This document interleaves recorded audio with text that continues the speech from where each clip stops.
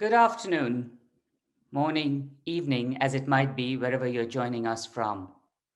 Welcome to our panel on Horizons of Hope at the York Festival of Ideas. I am Dr. Indrajit Roy, Senior Lecturer in Global Development Politics at the University of York and curator of this panel on the Horizons of Hope. It appears quaint, almost hopelessly naive, to be inviting reflections on hope in these uncertain times. Narratives of multiple and overlapping crises abound. Humans and non humans encounter one another in extraordinary ways. Automation disrupts the economies of labor with which we are familiar. Artificial intelligence challenges recognizable forms of human personhood. Climate change endangers the lives and livelihoods of millions of people. Unprecedented prosperity coexists with growing inequality. Religious and ethnic polarization jeopardizes the hard won gains by movements for social justice in recent decades. Just when we thought things couldn't get any worse, the COVID pandemic struck, changing our world in ways that few other events in recent memory have. As fear, anxiety, hatred, and disappointment loom, it is easy to lose sight of the possibilities offered by hope. However, despite such overwhelming challenges, people live their lives the best they can. They love, they labor. Farmers cope with what they have when faced with ecological devastation. Workers adapt to new technologies. Scientists develop vaccines. Business invest despite market uncertainties. Poor people claim assistance from the state to help them tide over difficulties. Religious and ethnic minorities organize to demand being recognized as full citizens despite the widespread discrimination to which they are subjected. Animated by the possibility of a better future, people continue to hope, thereby signaling the motivation for ethical activity in moments of crisis and breakdown. Hope matters. As ordinary people across the world remind us, time and again, despite crisis, uncertainty, and challenge. I have been privileged to learn about hope through the collaborative research project Citizenship Futures, the Politics of Hope, which I convene at the University of York in collaboration with colleagues in Britain, France, India, and Brazil. We are delighted today to be able to broaden our horizons of hope through conversations with our friends within and beyond academia. Over the next hour or so, they will take us with them on journeys across the world to explore the horizons of hope as they see it. We're even more pleased to have Dr. Remy Adekoya chair today's discussions. Remy teaches politics here at the University of York. He was a political journalist in a previous avatar, having written for the Foreign Affairs, Foreign Policy, Washington Post, and The Guardian, among others. Remy has just published the dazzling Biracial Britain, based on stories of how mixed race identities are felt in contemporary Britain. Few people are better placed to chair today's program than Remy, and I'd now like to hand over the proceedings to him. Over to you, Remy. Thank you very much for that wonderful introduction, Indrajit, and for calling my book dazzling. That was very nice to hear. I think we're going to have a great event today. We're going to be talking about the role of hope in facilitating change. Barack Obama, one of the most inspirational politicians in recent history, wrote a book about the audacity of hope. And his whole life, his rise to the presidency of the United States of America was the embodiment of hope. I come from a country, Nigeria. I was born and raised in Nigeria, a country where, despite all the challenges people face every day, hope remains in the air. You feel it everywhere you go. And so our fantastic panelists today are going to be talking about the role of hope in facilitating change. We have with us four absolutely brilliant panelists. First of all, we have Sabrina Fernandez, Sabrina Fernandez has a PhD in sociology from Carleton University and is a scholar and activist who focuses on eco-socialist struggles. She's a contributing editor at Jacobin Magazine and a postdoctoral fellow at the International Research Group on Authoritarianism and Counter Strategies of the Rosa Luxemburg Stiftung in partnership with the University of Brasilia. She's also a senior research fellow at the University of Vienna.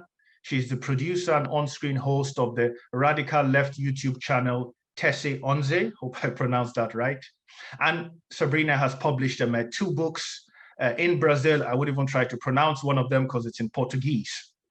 But her second book is an introduction to leftist politics in the Anthropocene.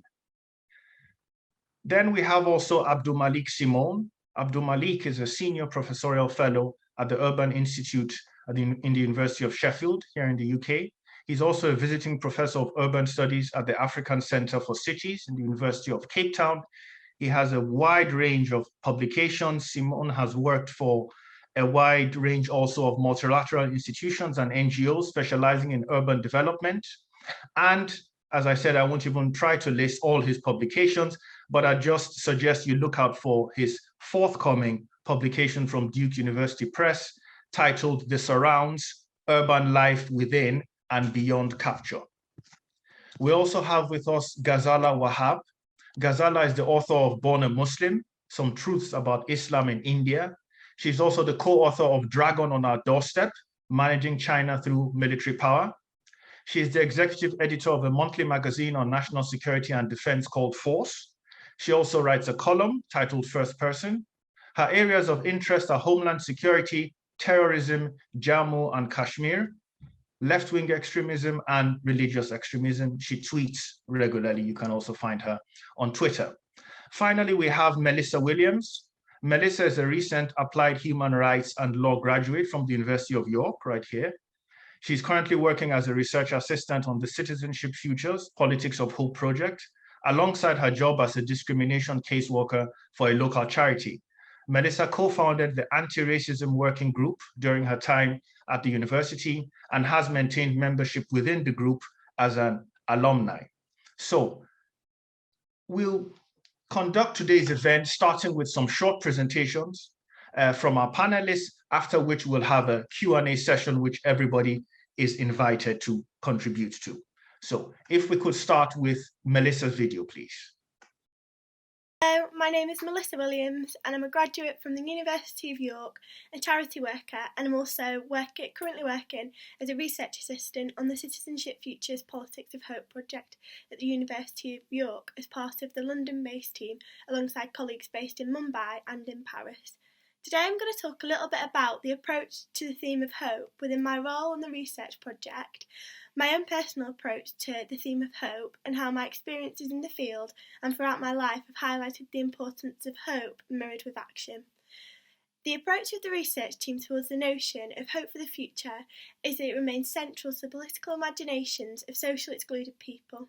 Key to the construction of collective hope is their ability to both navigate the risks posed by social exclusion as well as patiently endeavour for change.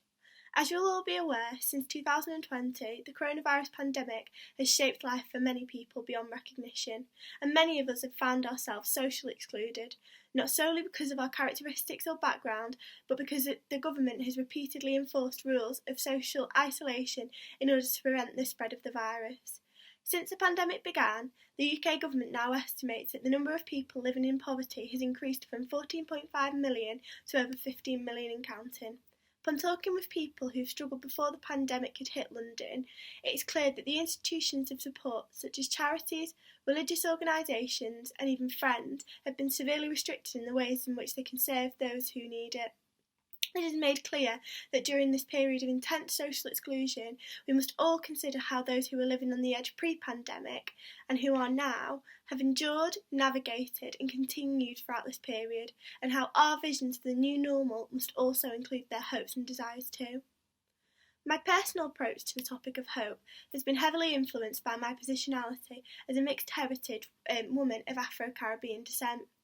Particularly throughout the past year, where global racism, racial violence and a deadly global pandemic and poverty have been highlighted over and over again in the news, My overwhelmingly and perhaps idealistic hope for the future is that we can progress beyond the current global trends of protectionism and improve life experiences for all. As anthropologist Frances Pine has noted, hope is complex. It's a many-layered notion resting on the capacity for imagination, on a sense of time and of temporal progress, on a desire to believe in a better future or in the possibility that something can change, and to some extent on uncertainty. We hope for a particular future, but we do not know with any certainty that it will take place or that it will take place in the way that we desire. I would say that this analysis of hope sits very closely with my view of the concept. We can see things that we do not like, that we do not agree with, and that impacts us personally, such as my experiences with racism, sexism, and widespread global illnesses, and we can hope that they will change. But if those who can take action to trigger the change that we want within the circles that we navigate fail to take action, then we are guaranteed even less of the things that we hope for. Pine has also commented that the past contains the lessons that we live by, the aspects of life that we want to maintain or to bring back if they have been lost, and those that we want to eliminate and reject. And of this, I would say that in the past and the present in this country has taught us how dangerous intolerant racism, homophobia, sexism, xenophobia, prejudice, stigmatisation and social exclusion is. In the past year, we have been reminded of what can happen if we do not keep the ills of the past at the forefront of our mind throughout our temporal journey towards the future. I'm a third-generation Windrush descendant, and I'm really saddened at the fact that the racism and intolerance that drove my grandparents from this country in the 1970s and that's troubled my parents since the 1990s is still present today. So what does this say of hope? Well, I would say that as people, to just hope without action is to acquiesce, and if we acquiesce, then we can almost guarantee that the future that we hope for will not come. Hope must trigger action, but action must be paralleled with hope. We must raise awareness of the societal ills whilst also acknowledging any progress that we have made and looking towards the progress that we desire. We must consider the hopes of others and how to inspire hope within those who are struggling to imagine a better future. It is possible to trigger the change that we desire through activism, work, through our family and peers, and in our everyday lives. And whilst acknowledging global problems is absolutely essential if we're going to even work towards fixing them, whilst acting, we must also try to envisage the future that we desire. Thank you. Hi, thank you for inviting me to this celebration of hope. At a time when the entire world is grappling with loss of hope, nothing could have been timelier than this. Hope is not only one of the most uplifting sentiments, it's also one of the most contagious ones. One hopeful person can inspire entire communities. It can bring it back from the brink of despair. I'd like to share a few stories which have inspired me in the last few years, both as an Indian and as a Muslim. I'm using these two identities over all others, primarily because in the last few years, these have been under the most vicious and concerted attack. The first has been the power of the powerless, the pushback by people who have traditionally been deemed too meek and too weak to protest against any kind of atrocity being meted out to them. And I'm talking about the women who are famous worldwide now as women of Shaheen Bagh. Completely unprepared, completely impromptu, they stormed out of their homes one night on 15th of December 2019 to protest against what they thought was an assault on the constitutional values and the very truth of their being Indian, the assault of their Indianness. The protest, the fire that they lit that night spread all through the country. People, though it was led and started by Muslim women, it was not limited or contained within this demographic group. It spread throughout the country.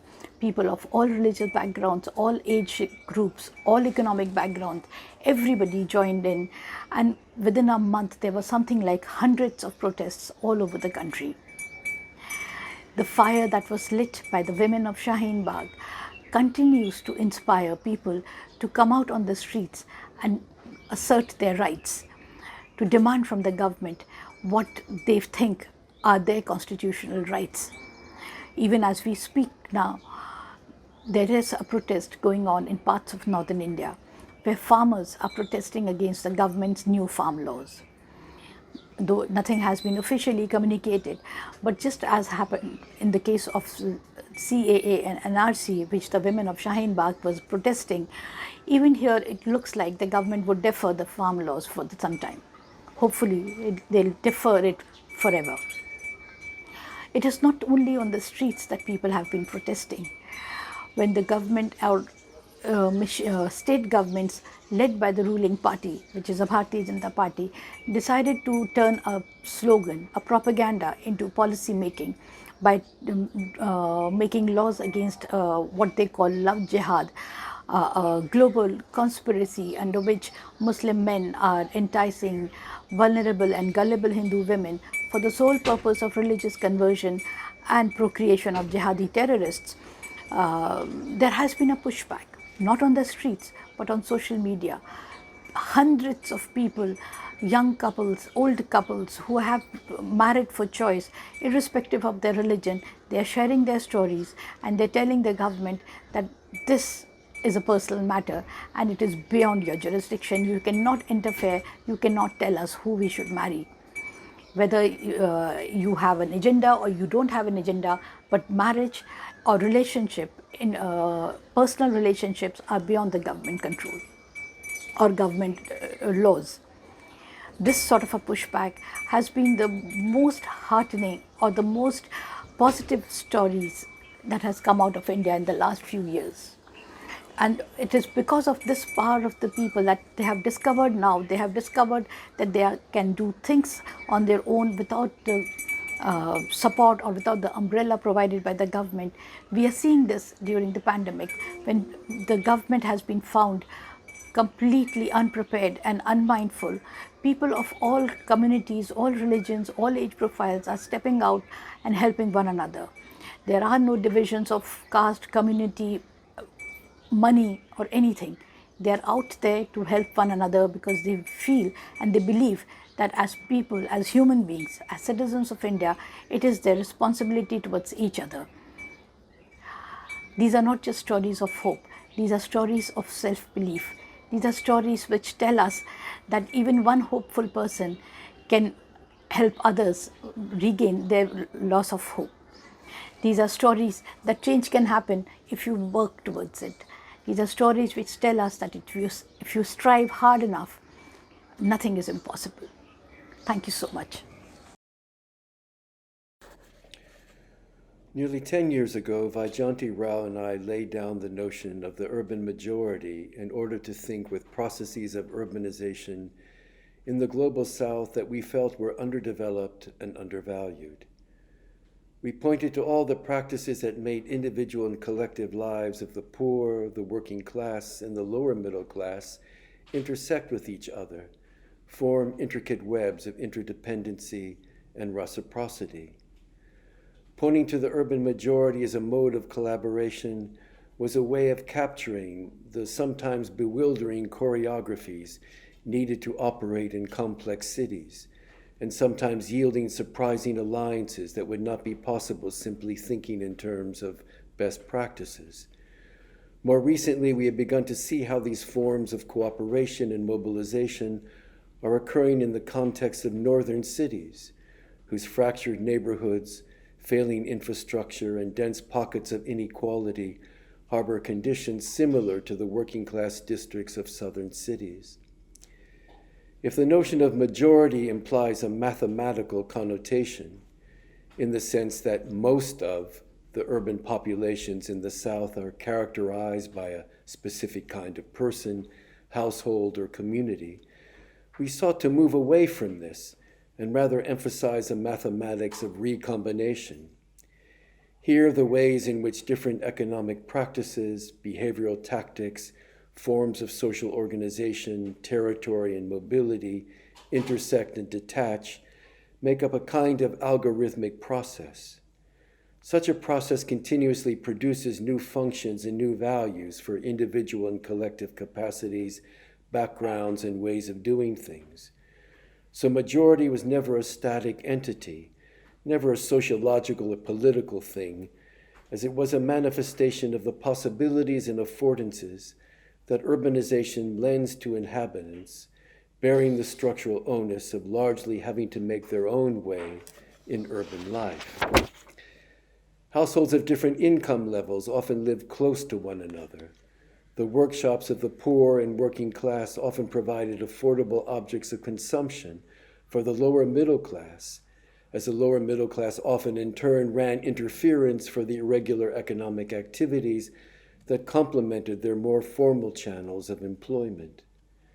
Far from the vernaculars of community life, collaborations were products of hard bargains. They were based on the shared assumptions that bettering lives could not be entirely staked on doing the right thing or demonstrating self-discipline and adherence to the modern norms of achievement, but rather on volatile mixtures of impulse and speculation, trial and error and sleight of hand. There was the conviction that messy interchanges among different sentiments and actors would eventually produce something better than existed now, even when people might be hard-pressed to demonstrate real results.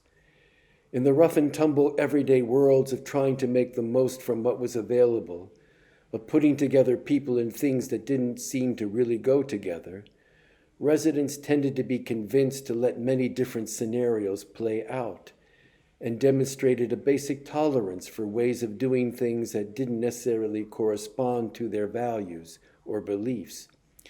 What was important was to experience a forward momentum, even in small increments, the feeling that one wasn't stuck in place, that there were ways of working the situation, playing the field, that allowed one a sense of agency. It was often hard to tell the difference between transparency and dissimulation, generosity and parasitism.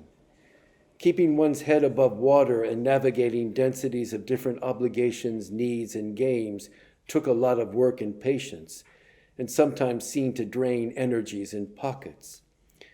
Nevertheless, such action was necessary in order to instill a sense of purpose and aspiration. Here, a person's presence meant something, allowed them to think that they were not expendable. Pandemic conditions would seem to amplify a vast range of vulnerabilities inherent within this urban majority, especially in the midst of what has been a steady divestment in the physical and social infrastructures afforded. As cities have become more expensive in many respects, in terms of money, time, and energy, the human and financial resources necessary to maintain a collaborative atmosphere have been waning. As the development priorities of cities now emphasize logistical hubs, transport relays, financial and service centers, and upscale leisure and consumption, skewed heavily toward foreign investment and domestic surpluses, majority populations find themselves increasingly displaceable and made the objects through which states and other regulatory apparatuses demonstrate their capacity to control, to measure, and to contain. But even though districts of the majority will likely be further marginalized and subject to new control technologies in the name of protecting health and cleaning up insalubrious densities, the economic crises generated by the pandemic means that states will need to rely upon these older social infrastructures as critical dimensions of new infrastructures of social care. Hi, my name is Sabrina Fernandez. I'm a Brazilian sociologist. I've been doing a lot of work connected to ecological transition, specifically from a perspective that comes from Latin America. And I want to speak to you today about the importance of listening to the demands that come from the Global South when it comes to ecology as well. We know that climate change is one of the biggest challenges of the century, but we also know that matters such as colonization, imperialism, racism, they're still really part of our political situation, and this, of course, affects geopolitics as well. And normally, a lot of people just put faith in meetings held by global leaders. You have these state leaders coming together and they're making their statements and they're coming out with resolutions. But really, we know that this is not really working that well. We know that when it comes to ecology, things are pretty much still business as usual. Changes that we have seen, for example, in terms of renewables, these are changes that are only happening right now within the limits and constraints of a global market. We're talking about investments that are happening in terms of renewable energy, so solar, wind power, but we're also talking about priorities that are sort of upside down when investments would go towards individual electric vehicles much more than overhauling our public transportation system so we can actually go green and it can actually deal with the demand of our cities that also need to be reorganized. This is why movement building is really important, and this calls for international solidarity.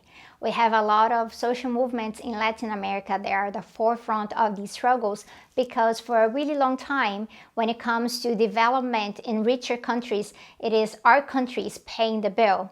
We're talking about our communities being forcefully removed. We're talking about our communities being intoxicated. We're talking about our rivers being polluted. So capitalist development very much depends on something that we call unequal ecological exchange. You have resources that are transferred from one place to another and all of the negative impacts stay in one place, whereas in the other place people are getting the benefits as well as companies are getting richer and richer with this transfer, which is also an unequal transfer of economic resources. There's absolutely no way that we're actually going to face this ecological crisis and have a successful outcome if we don't deal with these unequal situations, if we don't deal with these imbalances. Right now, we have social movements throughout Latin America that are fighting very hard to keep the Amazon preserved. And obviously, when I mean fighting really hard, it's also because we are dealing with governments such as the Jair Bolsonaro government in Brazil, which is very anti-ecological. We're dealing with the Ivan Duque government in Colombia that's being very repressive towards its peoples. We're talking about a recently elected government by Lasso in Ecuador that promises to keep things very neoliberal and going through the financial market, and this is not going to fix the problem with industrial extractivism in the region and its impacts in the ecosystems and indigenous communities.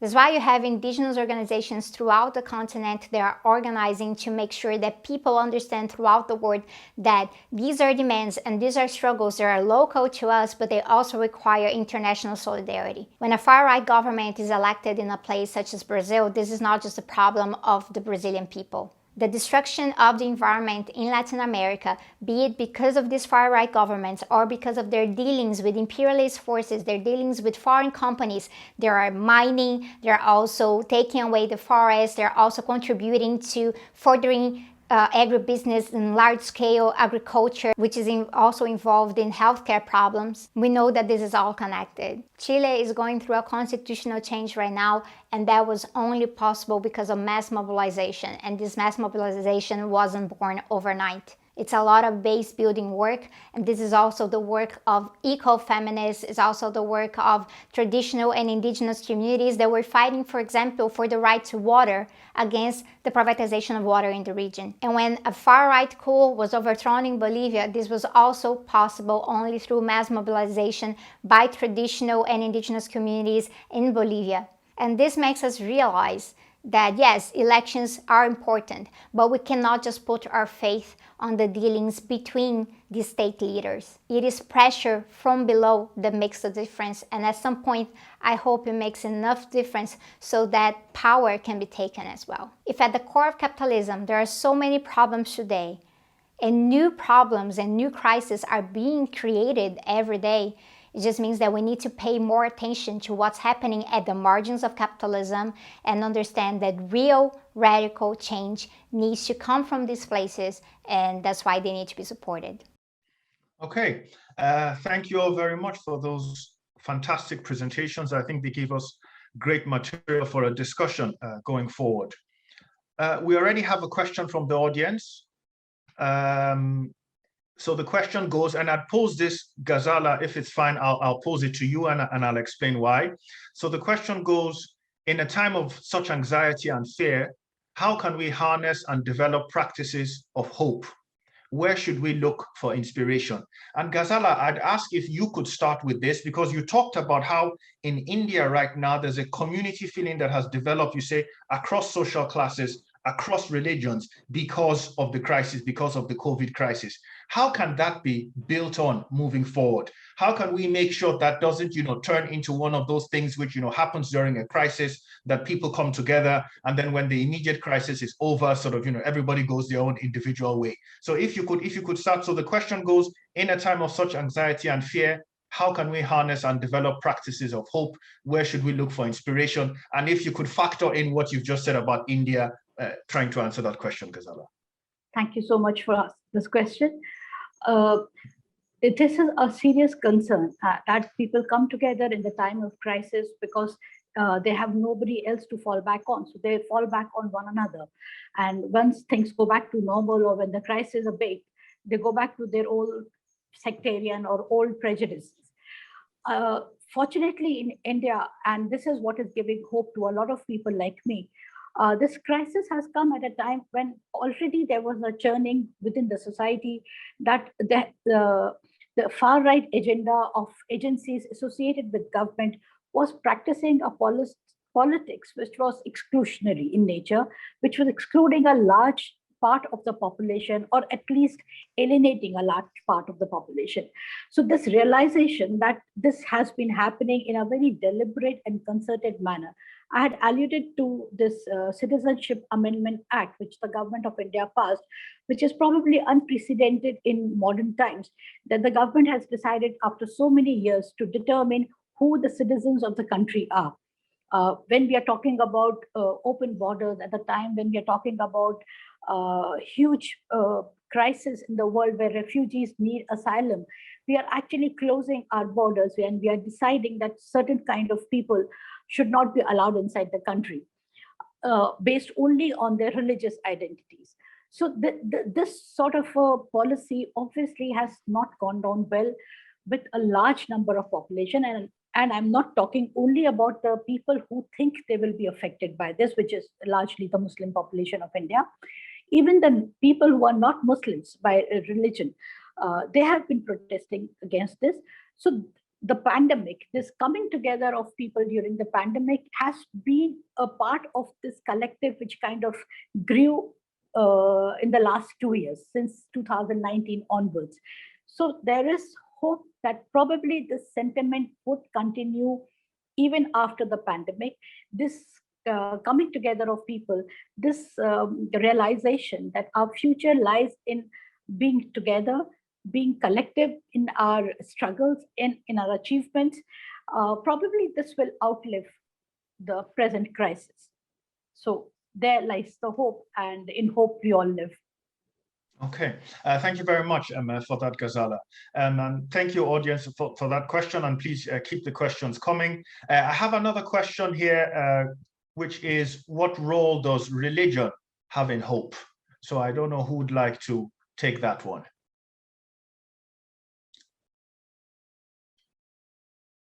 Ghazala, would you like to maybe add something to that? Yes, thank you again. The whole premise of religion, any religion, when it came about or whenever it was revealed, is based on hope.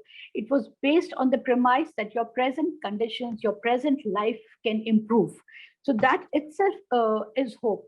So despite the fact that the worst kind of violence, worst kind of atrocities have happened in the name of religion, the basic idea of any religion in the world has been to inspire people to improve their lot, to inspire them to change their present circumstances.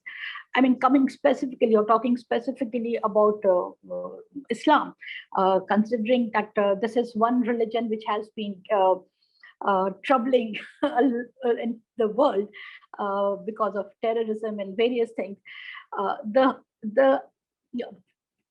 time when it came to Arabia, the primary purpose of the religion itself was to improve the lot of the Arabian people. It was a primitive, violence-ridden tribal society. So the whole idea that these people could be united under a common umbrella, under a common objective of moving from primitive tribal culture to something which was more egalitarian, something which respected human values, something which gave some sort of semblance of equality to women, that itself was based on hope that this kind of change is possible. And it did happen. That change did happen, though obviously over a period of time, things kind of stagnated. But uh, I think hope is integral to any religious feeling. The idea that you are doing good things in this life so that you can secure your afterlife is also based on hope. That if you are behaving well, if you are being good to other people, if you're following your religious tenets, you may secure a berth for yourself in paradise. That itself is based on hope. Okay, thank you very much, Ghazala. And Abdul Malik, you spoke beautifully and really movingly about the lives of everyday people, the urban majorities, as you named them, and you talked about how important it is for them to have this sense of forward movement, irrespective of how incremental that movement may be, but just to have that feeling. And then you also, so I'd ask you to elaborate on that sort of moving forward. And specifically, you also said something I was really interested in. You said in the post-COVID reality, states will need to rely on old social structures for new infrastructures of social care. Would you care to elaborate on what exactly you meant by that moving forward?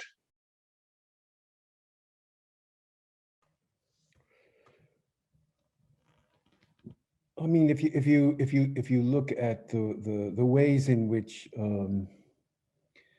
both the pandemic seem to amplify a range of pre-existent inequalities, the way in which, particularly in cities, it would amplify the profound divergences of particular territories and communities,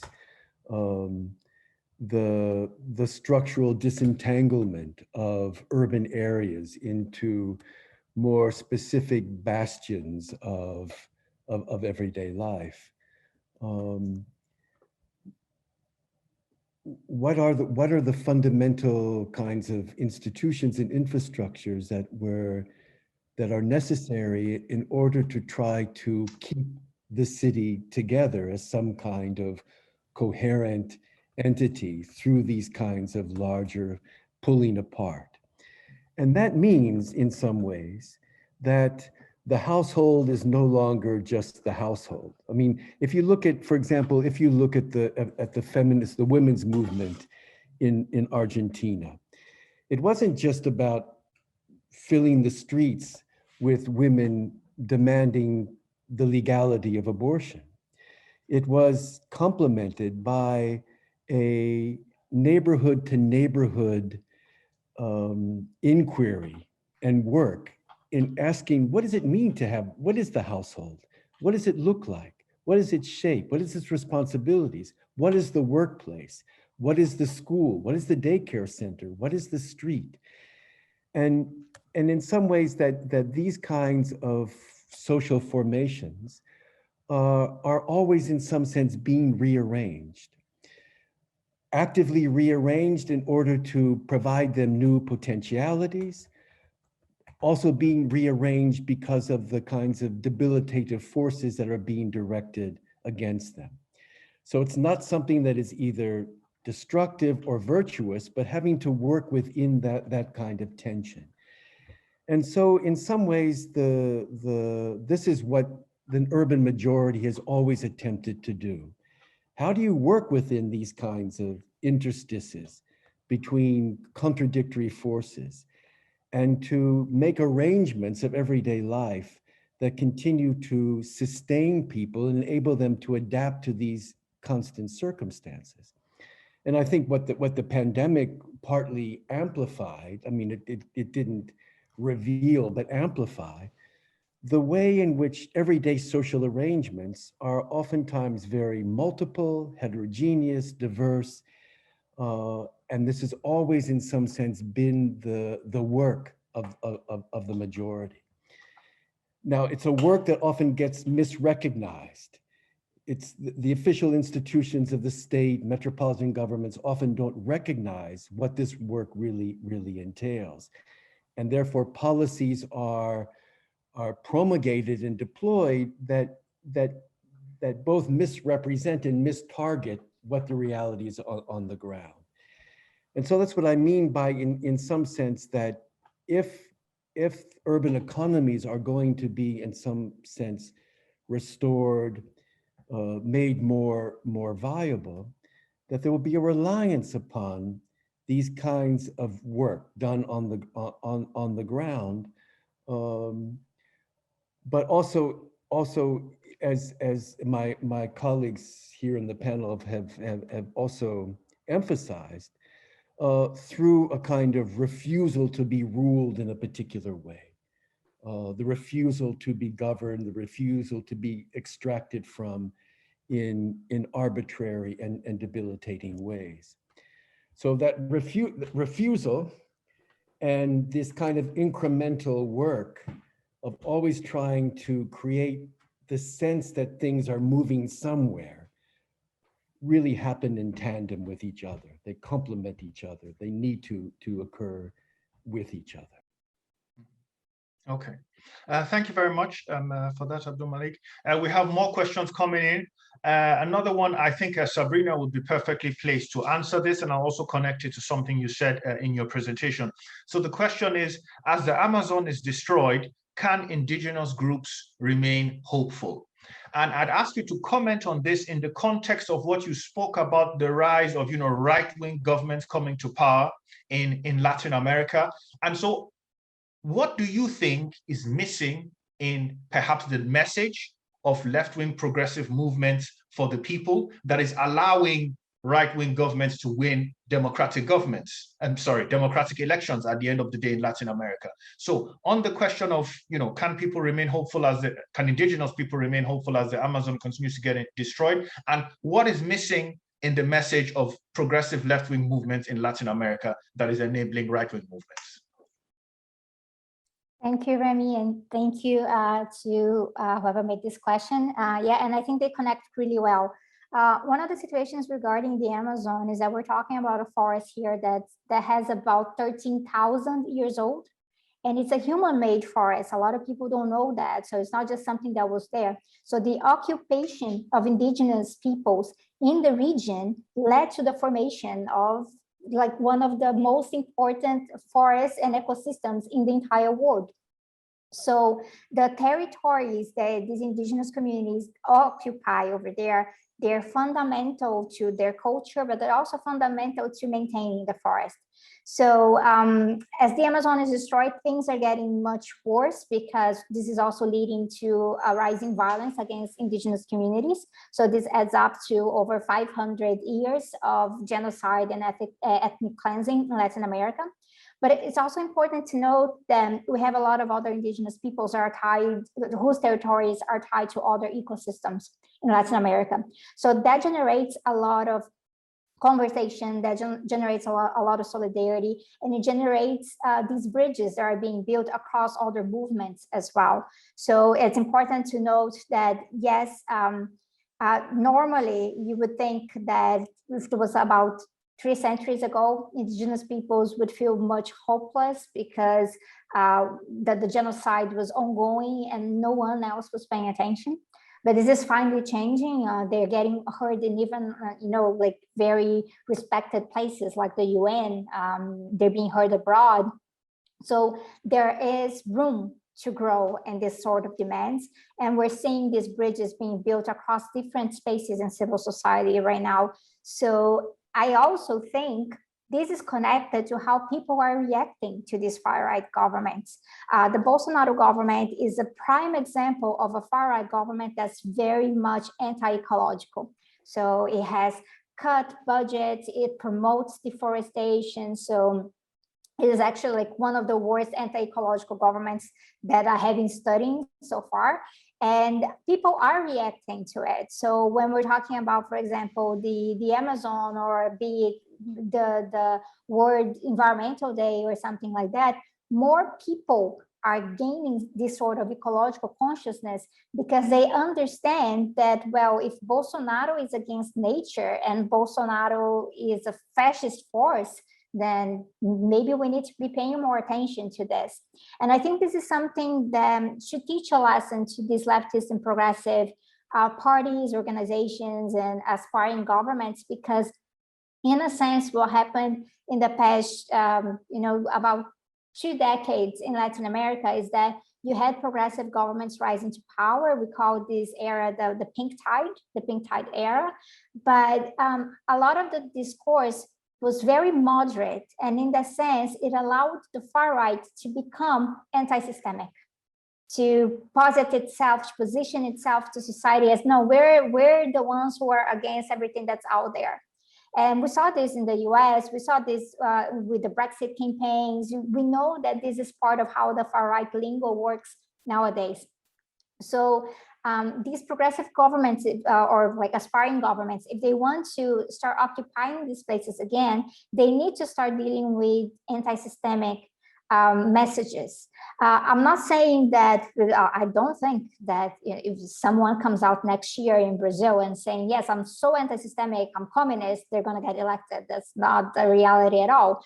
But what I'm saying is that there are certain things that are anti-systemic nowadays that really mobilize people. In the sense, I'm against hunger. When we're dealing with a country right now where half of the population in Brazil, we're talking about over 100 million people going through food insecurity, being against hunger is anti-systemic. When the pandemic is as bad as it is in Brazil or in India, we know that, being pro-vaccines and pressuring to break patents. Let's break vaccine patents. Let's ask for a world vaccine program. This is anti-systemic. So making sure that if these progressive forces, they can actually tie these demands to what people are feeling today, I think we can be a lot more hopeful. And we have been seeing this translated into certain things. As I mentioned, for example, the constitutional change in Chile. I think this points to the power, again, connecting to what Abdul Malik was talking about, like the women in Argentina and the women in Chile are very much responsible for this. And even now in Peru, like the situation with Castillo and Keiko Fujimori, we know that even though Castillo has been known for like some complicated conservative statements, there are feminist women who are very grounded, and they're making sure that, yes, okay, you're better than Fujimori, but pay attention. We're coming for you too. We're coming for you too. We're not going to just take anything for granted. No, we're going to make sure that our demands are going to be heard, and we're going to be trouble. And I think this idea that we're going to be trouble is helping people in a situation right now that feel very much hopeless because of the pandemic, and understanding, well, something is moving, something's happening. So being anti-systemic today is not necessarily the most radical thing, though we could build into something like that in the future by bringing more political consciousness. But if you just, if you just sit down and you just kind of play within the rules of the system today, chances are that we're going to have these far-right governments elected again and again, because they are, they have the support of the media, they have the support of fundamentalist forces, they have a lot of money. So something definitely needs to change in this direction. So a little bit more radical would already be enough of a push to get people thinking that, well, I want to get fed, I want to have a house, I want to make sure that my children can go to school again. So I want all of the teachers to be vaccinated and things like that. And when we're dealing with the far-right governments, these things are too radical for this government. So they should be absorbed within the progressive messages, certainly. Okay, thank you for that, Sabrina. And I'll keep you a while longer. If perhaps you just want to add something on that. You sort of already answered another question that's been posed to you from the audience, specifically to you, but perhaps you might also still just want to add a couple of lines here. The person asked, Sabrina, do we need a shared vision? This is really important, I think. Do we need a shared vision, or is a shared struggle enough? And they also say you work on overcoming leftist fragmentation. Could you please elaborate on that? So I really asked that question about, having more than a shared struggle, but actually having a shared vision, So perhaps you'd want to add something to that. And the person is also interested in you elaborating on trying to overcome leftist fragmentation. That's a great question, because I think it deals a lot with the matter of hope. Usually when we talk about leftist unity, progressive unity, my perspective is that we kind of come at it from the wrong end of the spectrum. It's like, oh, let's all agree at first in our vision, and then we can build something together. That's not usually how anyone does things anywhere, right? It's much easier for us to agree that, well, there's injustice here, and agree on the anti, so like the anti-demands, and build on that and resist together. And through that, we get to trust each other, we get to know each other better, we get to understand better the other perspectives, and then synthesis come along. So there's a really strange perspective out there that, left unity is about getting all of these potential leftist candidates and we sit them in the same room. And it's like, okay, now talk to each other and come up with something. That's never going to work, and it has never worked in any place, right? It's a very weak coalition because it doesn't have where to stand on. So we're talking here about the foundations, and the foundations, they come from the struggles. And the foundations, they're also where people learn. And I think this is really important, because if we're talking about changing consciousness, if we're talking about people understanding that, well, certain things that have been normal for a really long time, well, they had never been normal, and they can't be normal anymore. And this learning process is not just about telling someone, well, look at this is wrong. The person is just going to say, I disagree. Whereas when when we're coming together in the struggles, we're teaching by example. We're going through trial and error and then learning again. So this practical process is really important. So the idea here is about this unity, right, between theory and action, having a program that comes from this connection.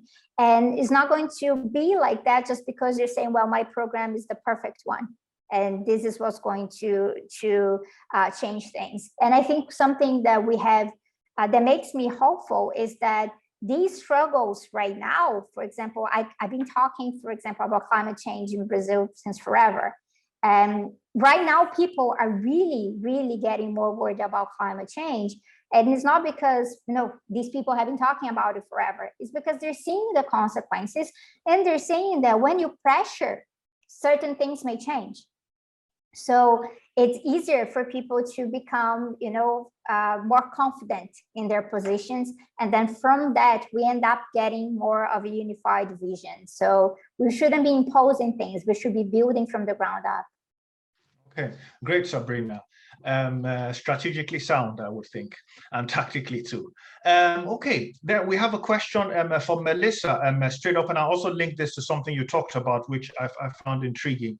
Melissa, so the question goes, does the BLM movement give you hope or depress you that we still have to have this battle? And I was intrigued by something you said in your presentation. You talked about patiently endeavoring for change. And patience is something which is usually not associated, especially with young people. And I was 20 years old myself sometime. And I know, one can at such an age feel very impatient for change and sort of want things to change now and say, how long have we been talking about this? We want more action. So how do you, so I found it intriguing that you as a young person, how do you try to build and nurture the virtue of patience in people of your age group in these struggles, and convince them that, look, it is not the reality that things can change tomorrow. That's not the way the world works. We have to have some patience, but at the same time, you have to be seen as implementing action, as not just talking. So how do you sort of reconcile that? Oh yeah, can you hear me? So yeah. I'll start off with the initial kind of question to do with the BLM movement, and I'd say kind of, having, being Black, mixed heritage is a kind of lived experience. although the BLM movement highlighted, racism for a lot of people, when you live it, you know that it exists anyway. So it didn't necessarily depress me because I knew it was already going on. I would say quite the opposite, really. Often experiencing racism, as with, a lot of kind of issues, can be quite lonely. I've had incidents in York, experienced hate crimes in York, and you shut your door and that's it, you deal with it yourself. Whereas what I found with the kind of reignition of the BLM movement during 2020 was this collective action on Twitter, in networking groups, within the university because I was still studying, and within the group that I made. There was a lot of people that wanted to listen, wanted to change, and that gave me hope. I think really, and it can be depressing now, as many people will have observed. It's kind of people seem to have lost interest in it a little bit, but there are still people still going. We're still fighting. It was only 2 days ago I was at a protest in Leeds due to an incident that had happened earlier this week, and the turnout was good and there was people there, and people were shouting things at us, but we were protecting each other. And that collectivity, I think, can really, for me anyway, personally, that helps to drive my hope. It was the fact that I didn't have to stand up to somebody who was shouting the abuse. Somebody else did it that wasn't necessarily implicated. That's one thing that really helps me push hope. And when it comes to patience, it changes on a daily basis, to be honest. And I get very frustrated, as you can probably tell. I get very frustrated, like I said, that the experiences that my grandparents came during the 50s, during the Windrush era, and they left the country within under a decade because of the racism that they endured. And so they raised my dad in Jamaica along with his other siblings. And it does frustrate me when I see what's going on with the Windrush generation. But what's going on with those of us born here, born elsewhere, we're still going through it, and things have changed, but not in a way that they've progressed, in my opinion. They're just taking on a different face. And so I would say, I can get very frustrated, but I do try and keep my eye on some of the progress. I do try and keep my eye on what's happening.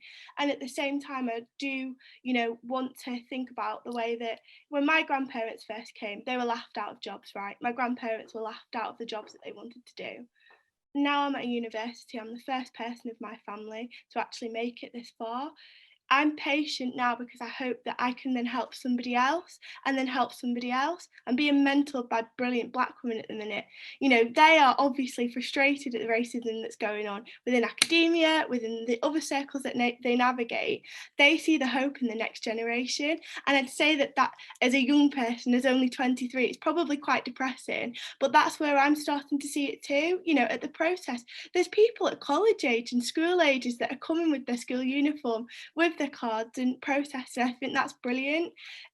But again, hope is it's collective and it's individual, and everybody looks at it and into it in a different way. And that's something I've loved researching, the concept of hope, because I think that when talking to people, it comes from them. You are the expert of how you experience hope yourself.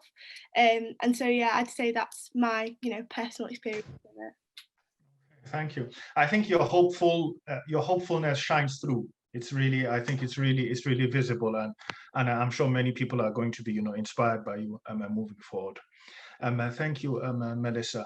Abdul Malik, I think perhaps you and perhaps Indrajit might want to add something to this question. I think it goes: does urban regeneration really improve lives, or does it simply gentrify areas? Perhaps Abdul Malik would like to start, and then if Indrajit could add something after that.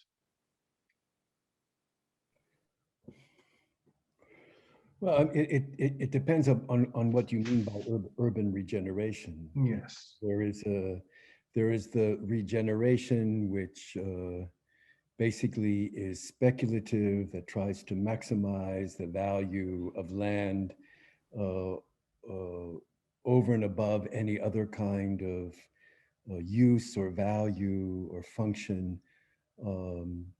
There are ways in which within cities across the world, there are increasing numbers of people that are being displaced, evicted, and also volitionally uprooting themselves to find places of greater affordability and affordance. there is a kind of generalized unsettling of more and more urban inhabitants. Well, what are the implications of that? Well, they're both, one could see them in many different ways. And so what one identifies as the sort of hopeful elements of that is not that there's one destination, there's not one trajectory, there's not one force, but that unsettling results in many different kinds of dispositions, experiments, ways of living. And so if this is encompassed by notions of urban regeneration, then it's a very mixed picture. But it does mean that our ideas about neighborhood, about community, about localities, about social ties, about working collaboratively with each other have to be reframed to encompass ideas about doing this in movement, and and no longer within our sort of romantic sense of a kind of long-term neighborhood in which people have lived for generations. This kind of imagination perhaps is no longer operative within urban life. And it doesn't mean that we won't be able to operate collaboratively or cooperatively with other people, but there's a new imagination of this, new techniques that are entailed.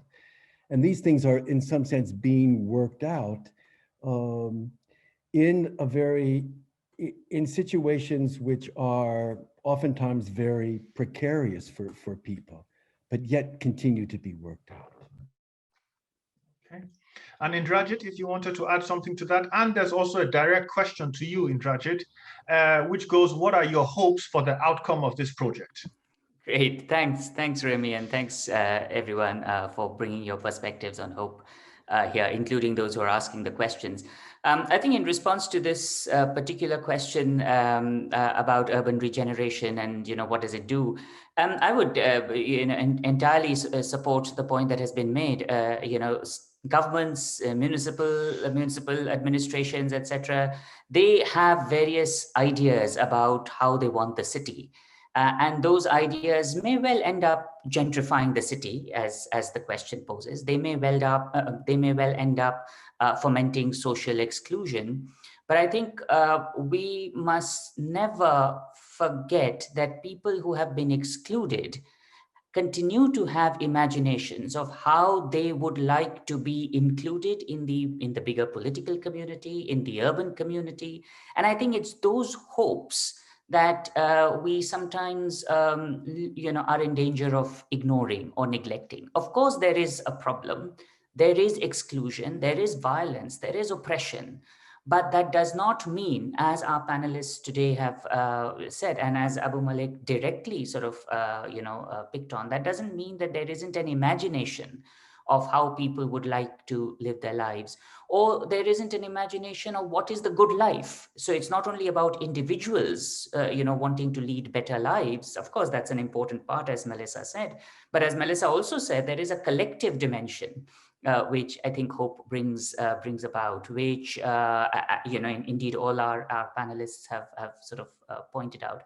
And I think while reflecting on what governments do to cities, these sorts of gentrification projects, which may end up excluding, but people, improvise, they lead better lives. And I don't, again, as Abdul Malik said, I don't mean to romanticize any of those struggles. I'm not saying struggle is good. The fact that someone is struggling for such basic things indicates there's a problem, but it also indicates that they haven't given up. And I think, the point of not giving up, the point of, being patient or maybe even impatient, it suggests that there is hope, and that's where these sort of processes are ongoing.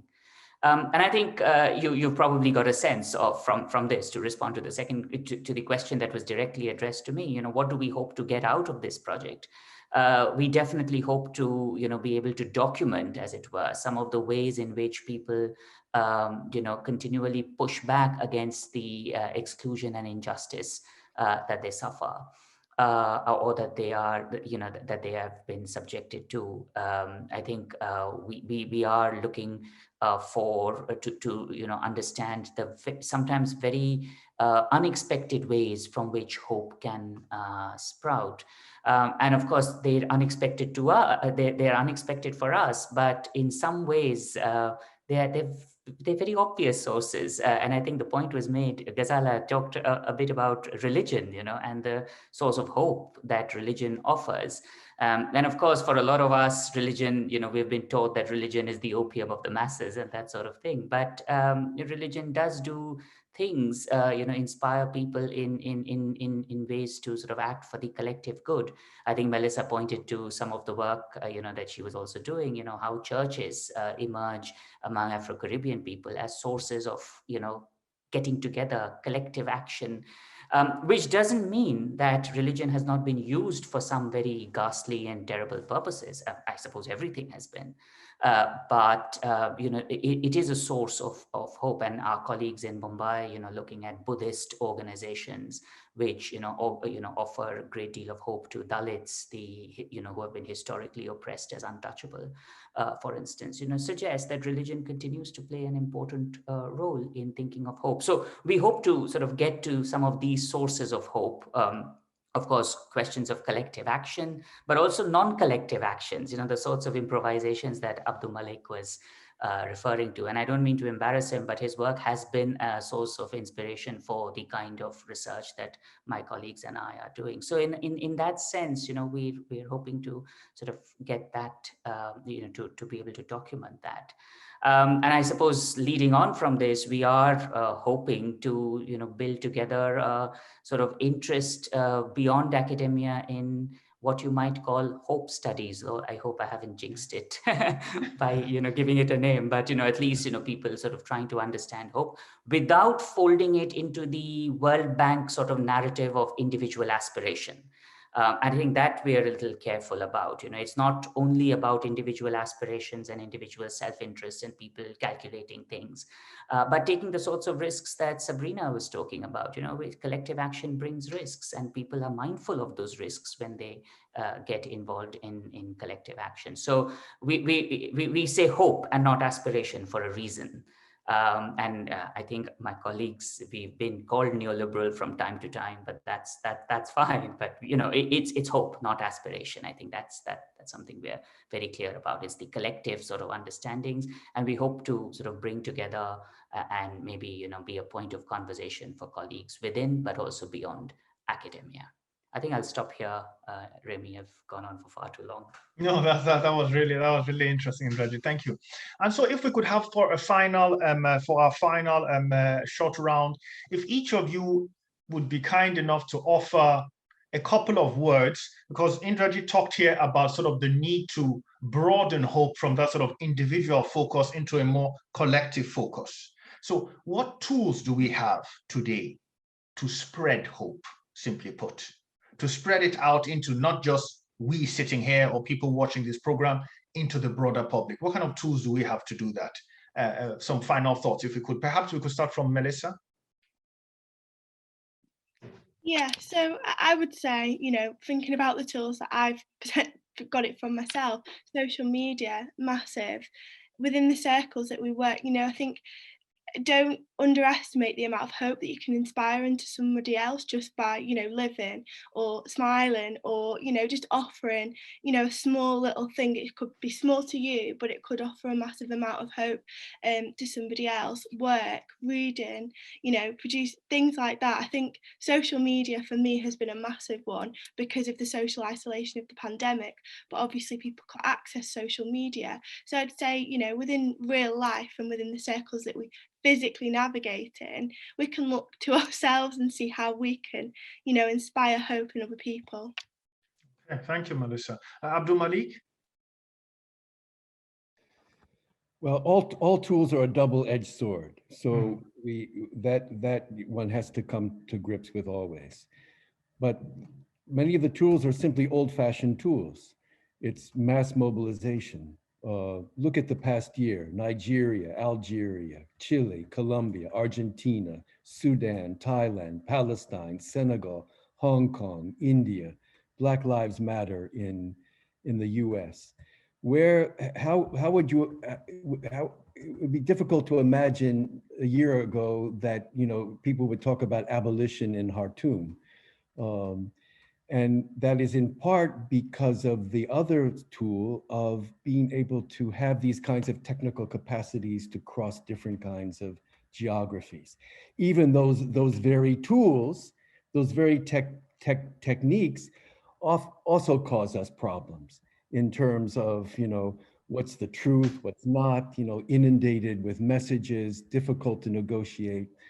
So in some sense, we have to recognize that all tools have a double edge, but it is the kind of ongoing incremental experiments on the part of people on the urban ground, coupled with mass movement, social mobilization, coupled with new kinds of technological tools that cross geographies. If we can continuously, strategically put these together, it will be an interesting thing. Thank you very much, Ogunmayi. Sabrina?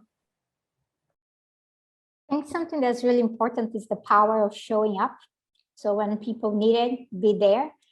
This is something that often people just think, well, it's obvious, but it requires effort. Sometimes it requires organization. So the past year during the pandemic, I've mentioned a lot of people going hungry in Brazil. So what did the homeless workers movement do, or the landless workers movement do?